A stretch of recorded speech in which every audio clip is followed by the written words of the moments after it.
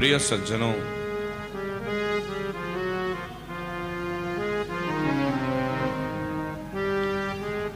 भागवत में શું છે એ આપણને બધાને ખબર છે. રામચરિતમાનસમાં શું છે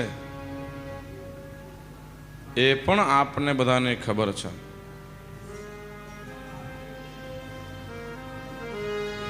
મહાભારતમાં શું છે એ પણ આપણને ખબર છે. અરે આ તો મોટા પુરાણો છે મહારાજ, પણ ભગવાન સત્યનારાયણની કથામાં શું છે એ તો આપણને ખબર છે. આપણને ખબર છે કે સત્યનારાયણ ભગવાનની કથામાં શું આવવાનું છે. આપણે જાણીએ છીએ કે કથામાં શું આવવાનું છે, છતાંય આપણે દોડીને કથા સાંભળવા જઈએ.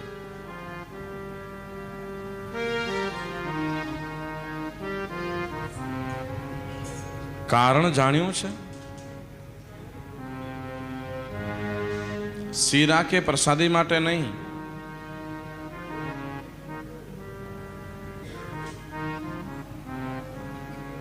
પણ ત્યાં પરમાત્મા છે મહારાજ, અને આપણી અંદર બિરાજમાન હૃદયસ્થ ભગવાન આત્મા, જે આપણી અંદર બિરાજમાન છે એ ભગવાનને મળવા માટે ગોતે છે મહારાજ. ક્યાંક મળશે, ક્યાંક મળશે, ક્યાંક મળશે.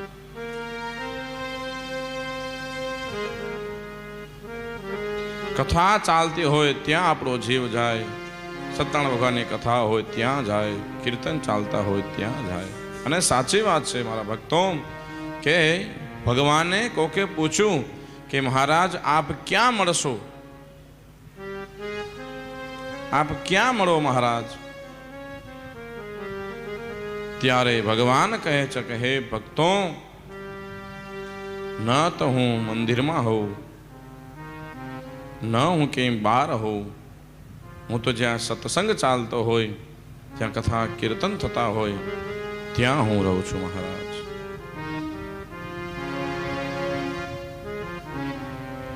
भक्तों की महफिल में मेरे श्याम का ठिकाना है. જ્યાં સત્સંગ ચાલતો હોય, જ્યાં કીર્તન થતા હોય, જ્યાં કથા ચાલતી હોય ત્યાં ભગવાન વિરાજમાન થાય છે મહારાજ. જીવ છે ભગવાનને મળવા માટે દોડે છે, વલખા મારે છે મહારાજ. અને ભગવાન પ્રાપ્તિ માટે કોક પરમહંસ એવા હોય જે સીધું ભગવાનની કથાની અંદર તો બધા બેઠા હોય મહારાજ, પણ કથા કોકમાં જ બેસે. જેની અંદર કથા બેસી ગઈ એને પરમાત્માનું પૂર્ણસ્થ ભાવથી ભગવાનનું હૃદયસ્થ મગ્ન થઈ ગયા. ભગવાનનો આનંદ મળી ગયો મહારાજ. ભગવાન સાથેની પ્રેમની તૃષ્ણા છે એ ભગવાનને મળવાથી પરિપૂર્ણ થાય. કથાઓ ચાલતી હોય મહારાજ, આપણે તો સીમિત કથા છે, ઓછા માણસો છીએ. કથા ચાલતી હોય અમારે લાખો લાખો માણસો બેઠા હોય મહારાજ. લાખો માણસો બેઠા હોય એટલે બધાએ સાંભળતા હોય એવું ના હોય. કથામાં તો બધાએ બેઠા હોય, પણ કથા એ કોક એક અડધાની અંદર બેસે મહારાજ.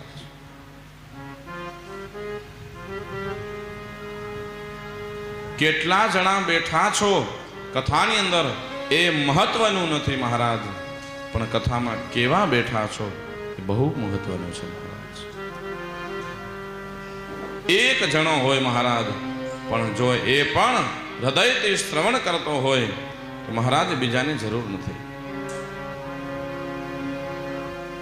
જે પણ આપ કથા શ્રવણ કરો મહારાજ, તો જીવનની અંદર કથાને ઉતારો. અને કથા જો જીવનમાં બેસી ગઈ મહારાજ, તો કથાનું ઊંધું થાક જીવનમાં ક્યારેય નહીં લાગે. અને જીવનનો થાક મહારાજ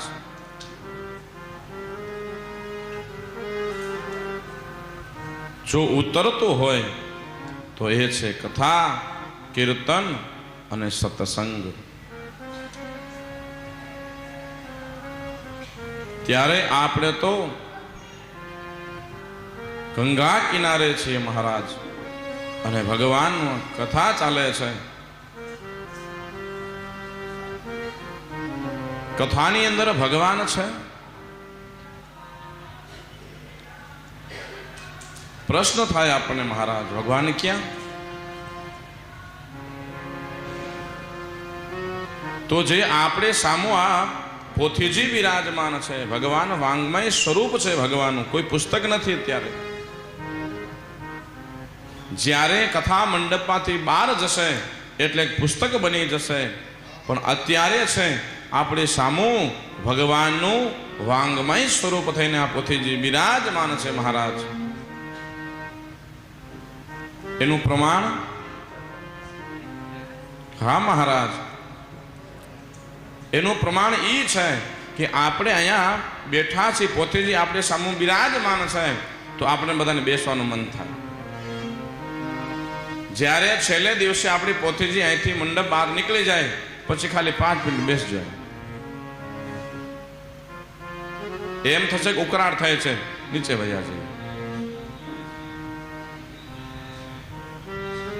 એ ભગવાનનું પ્રમાણ છે કે જ્યાં સુધી ભગવાન બિરાજમાન છે કથાની અંદર, ભગવાનનું વાંગમય સ્વરૂપ, ત્યાં સુધી આપણને બેસવાની ઈચ્છા થાય. આપણું મન આપણને ત્યાં રોકી રાખે મહારાજ. અને કથા મંડપની બહાર પોથીજી નીકળી ગયા એટલે કથા મંડપ સૂનું બની જાય મહારાજ. ભગવાન સાક્ષાત સ્વરૂપ બિરાજમાન છે મહારાજ. પૂર્ણ કૃપા છે પિતૃની આપણી ઉપર મહારાજ, પૂર્ણ કૃપા છે કુલદેવી માતાજીની, પૂર્ણ કૃપા છે ભગવાનની. એ તો કાલે જોયું રાત્રે, જમવાને પવનને 5 મિનિટનો ફેર પડ્યો.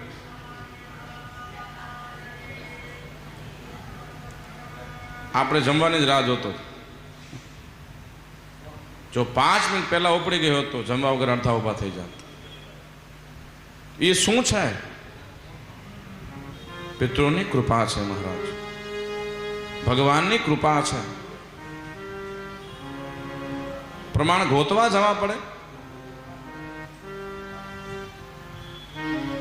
ભગવાનની પૂર્ણ કૃપા છે આપણી ઉપર, કુદરતની કૃપા છે મહારાજ. કાલે કથા સત્રની અંદર આપણે રાજા પરીક્ષિત પ્રશ્ન પૂછે છે સુખદેવજી મહારાજને કે રાજન,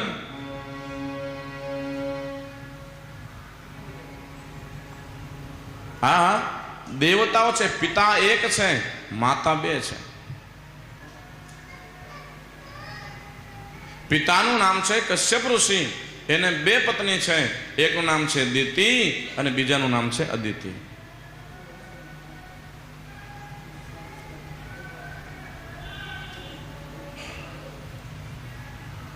દિતિના બધા દૈત્યો અને અદિતિના બધા દેવતાઓ.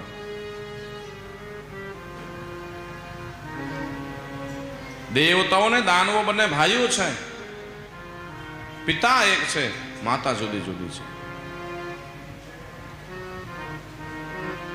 જ્યારે પણ રાક્ષસો દૈત્યો બધા ભગવાનની તપશ્ચર્યા કરે, બ્રહ્માજીને પ્રસન્ન કરે અને વરદાન મેળવે, અને પેલો આક્રમણ ઇન્દ્ર ઉપર કરે મહારાજ. પેલો જ આક્રમણ ઇન્દ્ર ઉપર કરે.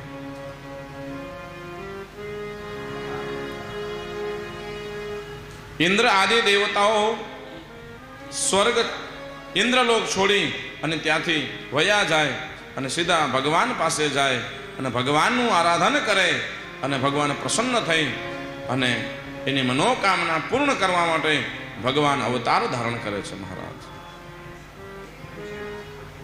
ત્યારે